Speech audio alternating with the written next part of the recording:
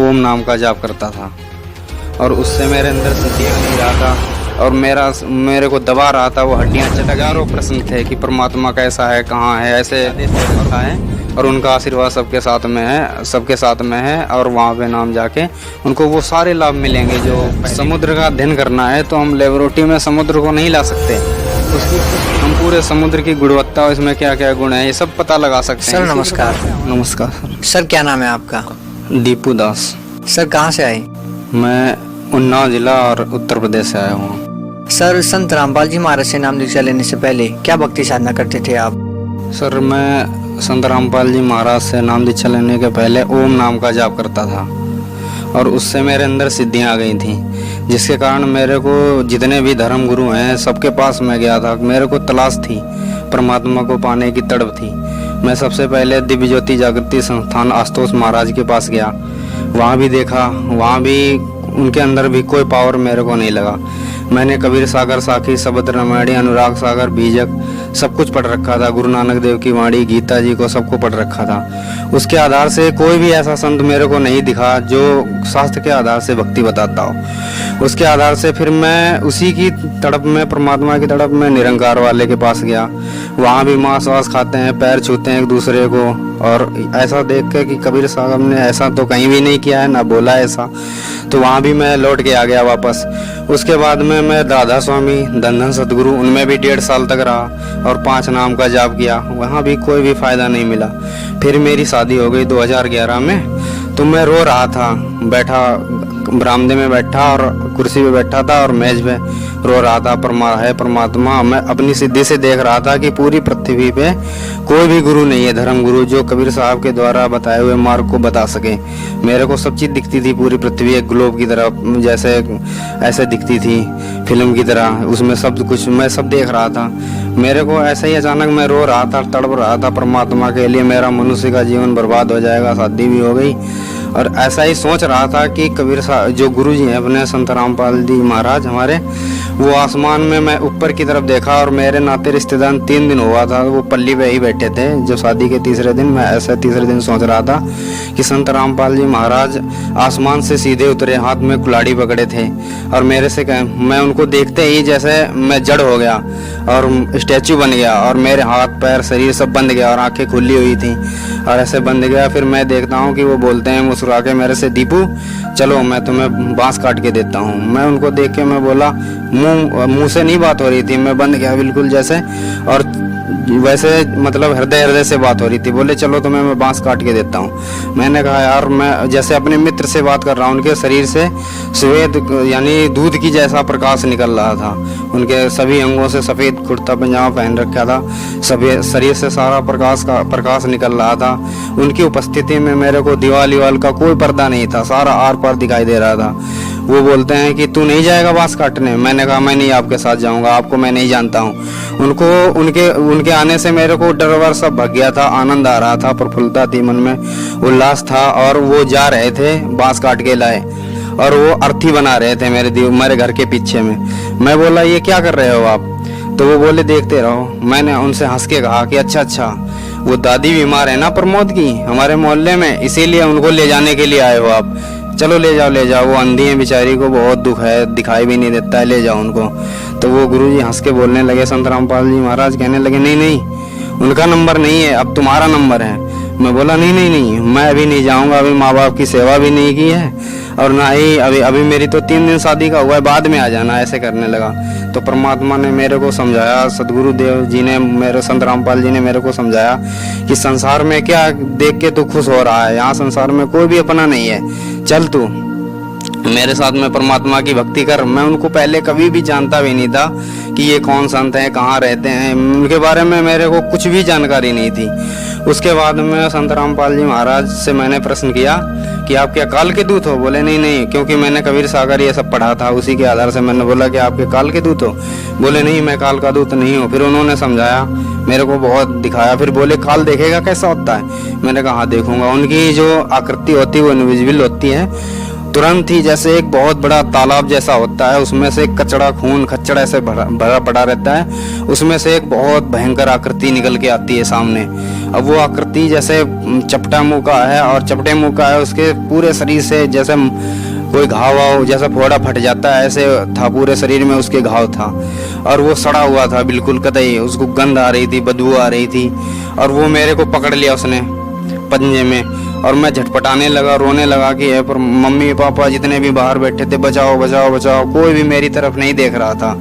उसके बाद मैं उनसे जब कह लिया कि नहीं बचा रहे हैं, मैं आंसुओं की धार थी, कोई भी मेरी तरफ देख नहीं रहा था, और मेरे को दबा रहा था, वो हड्डियां चटक रही थी, आंसुओं की धार बंधी हुई थी। तभी मैंने कहा, जितने भी भाई हमारे बुआ मामा फुप्पा लगते थे सबसे कह लिया, मगर किसी ने मेरी तरफ ध्यान नहीं दिया।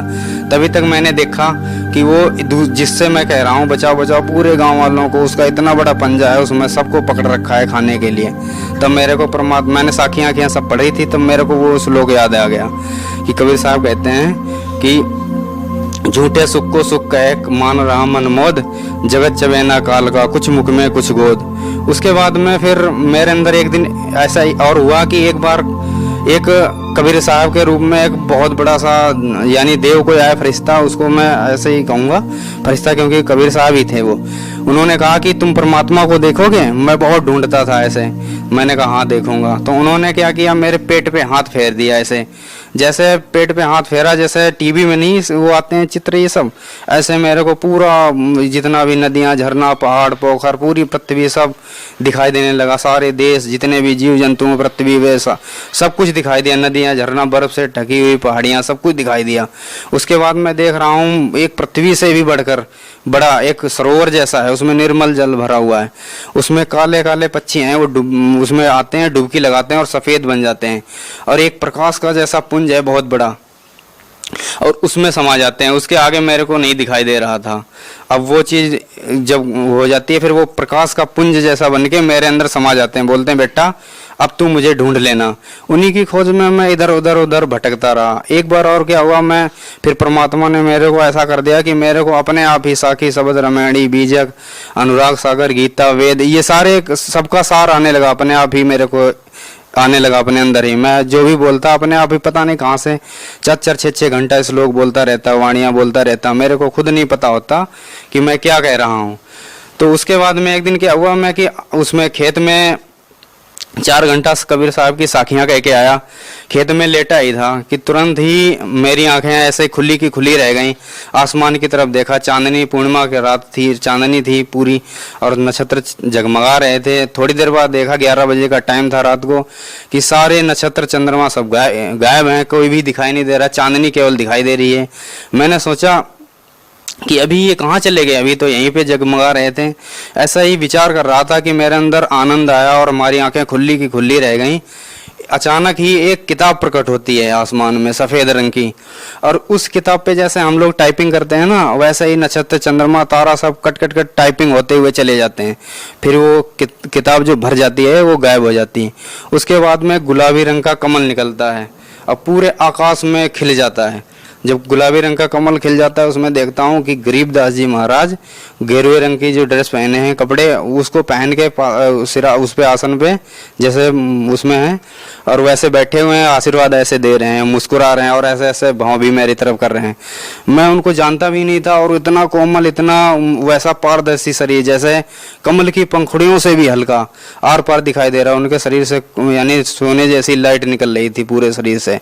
और जैसे कहते हैं वेदों में कि लोग कहते हैं कि उसकी प्रतिमा कोई नहीं है, तब मेरे को परमात्मा के बारे में समझ में आया कि संसार में वास्तव में उसकी कोई प्रतिमा नहीं है, उसके जैसा कोई है ही नहीं यहाँ पे संसार में। इस प्रकार से देखा। और फिर एक बार मेरा जो दोस्त है अब भगत है वो पहले, तो मैं एक बार ऐसे ही परमात्मा का ध्यान करते करते, नाम भी नहीं लिया था उसके पहले कि ये सब घटनाएं हैं, ऐसे ही ध्यान करते करते मेरे को एक दोस्त आया मेरा और गाड़ी में बिठा के ले गया आसमान में। वहाँ पे बिना नींव कमल खिला हुआ है, बिना नींव का मंदिर है और वहाँ पे हिंदू मुस्लिम सिख ईसाई ये कोई भी वैन नहीं है, सभी धर्मों के लोग आ रहे हैं, आपस में मिल के रह रहे हैं। फिर आपस में वहाँ पे बिना नींव का वो कमल का फूल है, कोई उसका आधार नहीं है, उसमें आरती हो रही है। उसको देख के वहाँ पे बहुत शांति है, कोई भी लड़ाई झगड़ा नहीं, कोई जुरिडिक्शन बाउंड्री नहीं, कोई समय सीमा, मुल्क, दायरा, जात पात, वहाँ कुछ भी नहीं। उसको देख के मैं सोचा कि मैं यहीं रहूँगा, यहीं रहूँगा। वो थोड़ी देर बाद मैं वहाँ घूमता फिरता रहा, तो थोड़ी देर बाद वो लड़का बोला कि चलो तुम्हारा यहाँ काम ख़त्म, नीचे जाओ। मैं बोला नहीं नहीं, मैं नहीं जाऊँगा। ज़बरदस्ती वो करने लगे, 4-5 आए, मेरे को ज़बरदस्ती भेजने लगे नीचे। जैसे ही मेरे को ज़बरदस्ती नीचे भेजने लगे, मैंने कहा अच्छा भेज तो रहे हो नीचे, मगर मेरे को यहाँ का पानी पी लेने दो। जब मैंने कहा पानी कोई पात्र दो ऐसे, तो उन्होंने मेरे को जो चलनी होती है जिसमें आटा वाटा निकाला जाता है वो देते हैं। वो नल में लगाता हूँ तो सारा पानी नीचे चला जाता है। मैं सोचता हूँ कि अरे यार तुम मेरे को मूर्ख बना रहे हो, उनसे कह रहा हूँ, और ये तो इसमें तो पानी रुकेगा भी नहीं, ये तो सारा नीचे चला जाएगा। तो वो उसने कहा कि इसी प्रकार से बिना गुरु के सारा ज्ञान जो भी अर्जित करोगे सब नीचे ही चला जाएगा, टिकेगा कुछ भी नहीं। तो इस प्रकार से फिर मैं गुरु की तलाश में निकला। फिर मैं दिल्ली में आ गया। दिल्ली में आ गया तो दिल्ली में ज्ञान गंगा मेरे को एक भगत जी ने दी। भगत जी ने जब ज्ञान गंगा दी, उसको पढ़ा। जो वो ज्ञान जो मेरे अंदर पहले से फीट किया था परमात्मा ने, जो मेरे को परमात्मा ने बताया था, सदगुरुदेव रामपाल जी ने, और जो पहले से बताया था, उसी में सब कुछ लिखा मिला वैसा ही। वो मेरे को पढ़ने से पहले ही पता चल गया पूरा। एक लाइन पढ़ता, आगे ज़्यादा समझ में आ जाता। उसके हिसाब से फिर गुरुजी का एक दिन सत्संग मेरे को देखने को मिला। जब सत्संग देखा तो गुरुजी उत्साह के साथ और खूब जोश से परमात्मा की वाणी को बता रहे थे। और ऐसा मैंने अन्य संतों के पास गया, वो केवल सद्गुणों की पुष्टि करते हैं पहले, फिर उसके बाद में अपना मत प्रकट करते हैं। अपना मत प्रकट करने के बाद जीवों को सम्मोहित करके, यानी वाणी से वो करके, फिर उनको पाखंड, आडंबर, बाहरी कर्मकांड ये सब बताते हैं, जिससे उनकी जीवों की बुद्धि नष्ट हो जाती है। और उसके बाद में काल का ये सब पाखंड, आडंबर ये सब है, फिर जीव के अंदर आशाएं, इच्छाएं, तृष्णाएं और ये भोग विलास के प्रति इच्छा ये सब जागृत होती है, और उनके पास कुछ भी नहीं, इसीलिए उनको कोई लाभ नहीं होता है। तो फिर सदगुरुदेव उसने बताया मेरे को, उसमें एड्रेस पे पढ़ा कि बरवाला में। ये गुरुजी को देख के ही मैं पहचान गया कि अरे ये तो वही वाले गुरुजी हैं जो मेरे को पहले मिले थे। पहले जब मैं जानता भी नहीं था इनको, तो मेरे को पता करना था कि कहाँ। उनसे भगत जी से पूछा कब चलोगे कब चलोगे। मेरे को इतनी तड़प हुई कि वो आए ही नहीं। फिर मैं 2013 में 4 अप्रैल 2013 में जब वो दोबारा करोथा वाला आश्रम में मिला था, वो ऐसे ही विवाद चल रहा था, मैं फिर भी चला गया वहाँ। और वहाँ जाके सदगुरु जी के वहाँ जाके नाम दीक्षा ली। और वहाँ जाते ही मेरे को ऐसा लगा कि जैसे मैं इन सबको पहले से ही जानता हूँ, और उन सब से इतना हिल मिल गया कि वो सब अपने जैसे लगने लगे। वहाँ जाके ऐसा भाव, ऐसा कि ये तो वहाँ तो ईंट पत्थर में हम भटक रहे थे, धक्के खा रहे थे, ये तो जागृत मंदिर है। सब जितने भी थे वो हम ईंट पत्थर के देवता बनाए हुए थे, यहाँ तो सारे देवता ही देवता हैं। उनसे मिलकर मेरे को बहुत खुशी हुई। कोई भी बुराई नहीं, कोई नशा नहीं करते, कोई भी उनके अंदर बुराइयां नहीं है, नशा और ये जितनी भी दारू, गांजा, भांग, तंबाकू ये कुछ भी नहीं करते। और उन्हीं फिर परमात्मा से नाम दीक्षा ली वहाँ पे, और नाम दीक्षा से फिर भक्ति स्टार्ट की परमात्मा की। सर, आपने लगभग हिंदुस्तान के सभी प्रसिद्ध धर्मगुरुओं से, उन पंथों से जुड़े, उनसे आपने नाम दीक्षा ली, उनसे आपको कोई संतुष्टि नहीं हुई। सर, संत रामपाल जी महाराज से नाम दीक्षा लेने के बाद आपको संतुष्टि हुई। संत रामपाल जी महाराज ने आपको ऐसी क्या बातें बताई जिससे आपको संतुष्टि हुई और अन्य धर्मगुरुओं से वो बातें आपको सुनने को नहीं मिली? सर जी, ऐसा हुआ था, मैं इससे पहले राधा स्वामी में था। राधा स्वामी में 5 नाम देते थे। उस नाम से क्या हो रहा था कि मैं उसका जाप करता था, 1.5 घंटे 2 घंटे करता था, 2.5 घंटे करता था, जिसके कारण जो मेरा मन है वो शांत नहीं हो रहा था। मेरे अंदर हजारों प्रश्न थे कि परमात्मा कैसा है, कहाँ है, ऐसे। और उसमें क्या है कि वो बता रहे थे कि परमात्मा ज्योति है, और निराकार भी बताते हैं परमात्मा ज्योति और नाद के रूप में सब कण कण में विद्यमान है। और वहाँ निराकार ही निराकार है, चेतनता ही चेतन है, निराकार है परमात्मा। वहाँ बूंद ऐसे समा जाती है जैसे समंदर में पानी की बूंद, और मोक्ष हो जाता है। मगर जब मैंने परमात्मा की वाणी पढ़ी थी तो उसमें कबीर सागर में लिखा था परमात्मा सशरीर है, और उसके एक रोमकूप में अरबों खरबों सूर्यों का प्रकाश है अकैलोक में।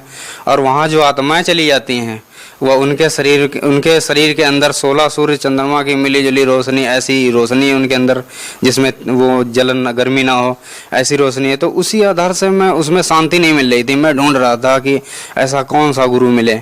जब मैं गुरु जी के पास आया तो मेरे अंदर जो विकार थे वो धीरे धीरे 3 स्थिति में नाम देते हैं, क्योंकि संत रामपाल जी महाराज हैं, वो गीता जी में जैसे लिखा हुआ है 17वें अध्याय के 23 मंत्र में ओम तत्सदिति निर्देशाय त्रिविद्या, तो 3 विधि हैं परमात्मा को, सच्चे परमात्मा को पाने के लिए। इसी प्रकार गुरु ग्रंथ साहिब में भी लिखा हुआ है कि ओम तत्सत, गुरु ग्रंथ साहिब में लिखा हुआ है कि सच्चा सदगुरु सोई कहावे, 2 अखड़ का भेद बतावे, एक लखावे एक छुड़ावे, एक लखावे दृढ़ावे, तो निज प्राणी घर को जावे, भाग भाग 2 अक्षर भाग, होगा खसम तो लेगा राख। तो इस प्रकार से और नानक साहब कहते हैं कि एक शब्द नानक दी मन बसिया, नानक होत निहाल, 52 अक्षर लोक ते सब कुछ इन्हीं माही, वो अक्षर खिन जाएंगे, वो ये अक्षर खिन जाएंगे, वो अक्षर इनमें नहीं। तो इस आधार से मैंने जब उनके पास जाकर देखा, फिर मैंने कबीर सागर भी पढ़ा था, 10 मुकामी रेखता था, कबीर साहब की वाणी थी, कर नैनो दीदार महल में प्यारा है, हो घोड़े सवार भरम से न्यारा है। ये सारी वाणी पहले से मेरे को याद थी। उसके आधार से जो पहला मंत्र था ये बताते ही नहीं थे, और ये मंत्र ऋण, ये जो देवी देवताओं का कमलों का जो मंत्र होता है इनसे निकलने के लिए, वो बताते नहीं थे। और मेरे को ऐसा लगता था कि ये भी हमारे बुरे नहीं है, क्योंकि जो ये देवी देवता है, क्योंकि पूरी सृष्टि ये हमारा परिवार है। और इसी प्रकार से वो कुछ बताते भी नहीं थे। पहला मंत्र बोलते थे कि ब्रह्मा विष्णु शिव से क्या हमें लेना देना है, हम तो इसके त्रिकुटी के ऊपर जाएंगे। और हम इसी चक्कर में मेरे को शांति भी नहीं मिल रही। तो ऐसा हुआ कि उनके द्वारा नाम करके जाप देख लिया मैंने। पहले ओम नाम जो जपा था उससे जो नाद ये 5 बताते थे, नाद ध्वन, तो जब हम शरीर को खाली करके ऊपर आते थे तो त्रिकुटी के अंदर एक ज्योति जैसी जलती दिखाई देती थी। ये जब सुन्न हो जाता था पूरा शरीर, यही नाड़ियाँ ये घंटे की तरह टन टन जैसे बोलती सुनाई देती थी। उसके बाद में जो आपस में ये कमलों से खिंचाव होता था, यही बीणा की तरह आवाज़ करती थी जैसे धुन। और हृदय के अंदर ये ढोल जैसा जब खाली हो जाता है गड़गड़ ऐसा बजता है, मुरली की आवाज़, ऐसे श्वास से शंख जैसी आवाज़। तो इसी चीज़ को ये बताते थे। मगर ये तो केवल काल का लोक है। उस अवस्था को मृत जीव शरीर को छोड़ के जाता है तो वो तो ब्रह्मलोक की केवल प्राप्ति है। मगर जब सदगुरु देव के पास आकर मैंने देखा कि वो सतलोक की बात बता रहे हैं, और सत्यनाम भी 2 अक्षर का जो है वो मेरे को सदगुरु देव से ही मिला। सर, सतलोक आश्रम बरवाला में आपने संत रामपाल जी महाराज से नाम दीक्षा ली, तो सर संत रामपाल जी महाराज से नाम दीक्षा लेने के बाद आपको क्या क्या लाभ हुए? सबसे पहले तो मेरे को जो हमारे अंदर बहुत से प्रश्न रहते थे कि परमात्मा कैसा है, कहाँ मिलेगा, ऐसे वो तलाश खत्म हुई। और हमारे अंदर जो तड़प थी वो भी शांत हो गई। जो हमारा मानसिक, आध्यात्मिक, शारीरिक, भौतिक पतन हो चुका था, वो सदगुरुदेव के यहाँ आने से फिर से उत्थान चालू हुआ। और हमारी जो इंद्रियां हैं ये भी कम, मतलब हमारे परमात्मा के जाप के, जब सदगुरुदेव रामपाल जी के द्वारा सतनाम के जाप करने से जो हमारी इंद्रियां हैं, हमारी जो बुद्धि है जो बिल्कुल ख़त्म हो चुकी थी, उसमें क्या है कि परमात्मा के नाम से उस बुद्धि को निर्मल कर दिया। अब हमको कोई भी कहता है, कुछ भी कहता है, तुम्हारे गुरुजी ऐसे हैं वैसे हैं, कुछ भी ऐसे वैसे, कोई भी फर्क नहीं पड़ता है। तो संत रामपाल जी महाराज के यहाँ नाम लेने से क्या हुआ कि मेरे अंदर सभी विकार दूर हो गए। उसके बाद में मेरा सर दर्द करता था आधा, क्योंकि मैं सोचता रहता था, ऐसे ज़्यादा चिंतन करता था, इसलिए सर दर्द मेरा आधा किया करता था। सदगुरुदेव के यहाँ नाम दीक्षा लेने से वो सर दर्द भी ख़त्म हो गया। आज मेरे को 3 साल हो गया, सर दर्द नहीं हुआ। उसके उपरांत एक बार क्या हुआ कि मेरे को पहला नाम लिया था, दूसरा हाजिरी लगवाने के लिए आना था। मैंने 13 ड्यूटी की थी केवल कंपनी में, और मेरे को कमरे का भी किराया देना था, वो सब देना था, रूम रेंट का ये सब। मैं घर चला गया था, दादी बीमार थी। उसके बाद मैं लौट के आया तो उसमें देखता हूँ कि मेरे पूरे महीने की सैलरी आई हुई है। तो ये सदगुरुदेव की कृपा से मेरे को लाभ मिला। और उसके बाद में जो भी बरवाला कांड में जो मैं अंदर गया, जेल में भी चला गया गुरु जी के वहाँ पे, तो वहाँ भी मेरे को बहुत ऐसे लाभ हुए कि वहाँ जाने से मेरे अंदर दृढ़ता आ गई। दृढ़ता आने से क्या हुआ है कि अब मेरे को कोई भी कुछ भी कहे, मेरे को ये पक्का पता चल चुका है। जैसे गीता जी के 17वें अध्याय के मंत्र नंबर 29 में कहा है कि जरा मरण मोक्षाय माम आश्रिते यतन्ति ते तत् ब्रह्म विदु अखिलम चाध्यात्म कर्मम। तो परमात्मा ने भी कहा है कि वो सारी इच्छाएं, जो आशाएं, तृष्णाएं, कामनाएं थी, वो सारी खत्म हो गई अंदर जाके। और मुझे ये भी पता चल गया कि कौन अपना है कौन पराया है। कोई भी मेरे से मिलने नहीं आया, इतने नाते रिश्तेदार सब ने साथ छोड़ दिया। अब मेरे को कोई भी अपना नहीं दिखाई देता है। अब मेरे को सदगुरु के अलावा कोई भी अपना नहीं दिखाई देता है। सर, बरवाला की घटना के दौरान आप जेल में रह के आए हैं। सर, संत रामपाल जी महाराज में आप अभी भी विश्वास वैसा ही रखते हैं जैसे पहले रखते थे? हाँ जी, बिल्कुल। मैं अब उससे भी ज्यादा विश्वास रखने लगा हूँ। पहले तो हो सकता है कहने से मैं डगमग भी हो जाता दूसरे से। सर, बरवाला की घटना के दौरान आपके साथ अत्याचार हुए, जेल में भी आपके साथ अत्याचार हुए होंगे। सर, उसके बाद भी संत रामपाल जी महाराज में आपका पूर्ण विश्वास है, कैसे? ये ऐसा है कि संत रामपाल जी महाराज हैं जो वो शास्त्रों के अनुसार से भक्ति बताते हैं, और हमने सारे प्रमाणों को, हम आज शिक्षित हैं, सब शास्त्रों को पढ़ के उनके चरणों में, उनके शरण में गए थे, उनसे नाम दीक्षा ली, और इसी आधार से सब एक एक पॉइंट को बताने के लिए एक पॉइंट बताते हैं। गुरुजी 6 प्रमाण देते हैं। एक सत्संग, एक बात बोलते हैं, उसके लिए 6 प्रमाण देते हैं, जिसके कारण गुरुजी ने क्या किया है कि सारे प्रमाणों को, शास्त्रों को खोल के हमारे सामने रख दिया। अब सारे ज्ञानी बना दिया गुरुजी ने। अब हमको खुद पता चल चुका है, क्योंकि सदगुरु जो आते हैं ना, वो ऐसी लीला करते रहते हैं, क्योंकि वो नकली शिष्यों से छुटकारा पाने के लिए ऐसा करते रहते हैं। जैसे गुरुजी ने कहा भी है कि सदगुरु ऐसा चाहिए जैसे सूप स्वभाव, सार सार को गए रखे थोता दे उड़ाए। जैसे एक आम का पेड़ होता है, वो जब छायादार वृक्ष के रूप में परिवर्तित हो जाता है तो उसमें फिर फूल आता है। फूल, सारे फूल फल नहीं बन जाते हैं। उसको फल बनने के लिए उसमें गर्म सर्द हवाएं भी चलती हैं, गर्मियों का मौसम होता है बहुत, और उसमें जिन सब फूल झड़ जाता है, वही टिक पाता है, फल के रूप में परिवर्तित हो पाता है, जिसकी पकड़ मजबूत होती है। उसके बाद में वो, उसके अंदर जब मजबूत हो जाता है तो डालियां अपने आप झुक जाती हैं नीचे, और फिर उस फल के अंदर मिठास आ जाती है, और फिर पकता है, फिर उसके अंदर मिठास आती है। इसी प्रकार से हम जब सदगुरु के ऊपर दृढ़ता रखेंगे, और हम सब शास्त्रों को देख सुन के और पढ़ के तब आए हुए हैं सदगुरु की शरण में, अब हमें सब विश्वास हो चुका है कि हम यहाँ, क्योंकि हमारी वृत्ति अभी भी नाते, रिश्ते, परिवार, इन्हीं में सब में अटकी हुई थी, और हम बहुत परिवार में इसी में उलझे रहते थे सभी लोग। अब जब जेल के अंदर चले गए तो हमें ये पता चल गया है कि संसार में कोई अपना नहीं है, और हम अकेले हैं। इस संसार में अकेले आए हैं, अकेले ही जाएंगे। इसीलिए अब हमें कोई चिंता नहीं है। अब हमें ये पक्का विश्वास हो चुका है कि अब हमारा मोक्ष पक्का हो चुका है। सर, जो लोग संत रामपाल जी महाराज से जुड़ना चाहते हैं, वो संत रामपाल जी महाराज से कैसे जुड़ सकते हैं?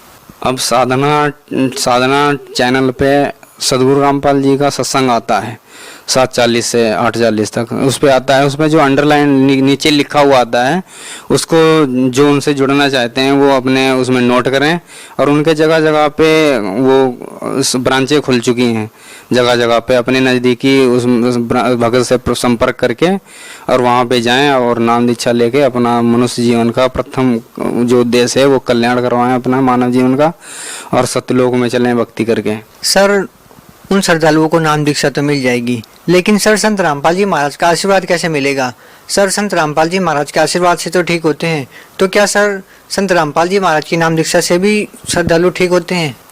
ऐसा है, जो नाम है ना, वो सदगुरु देव जी का जो नूरी शरीर जो गुरु होता है, वो कोई शरीर नहीं होता है, गुरु शब्द होता है।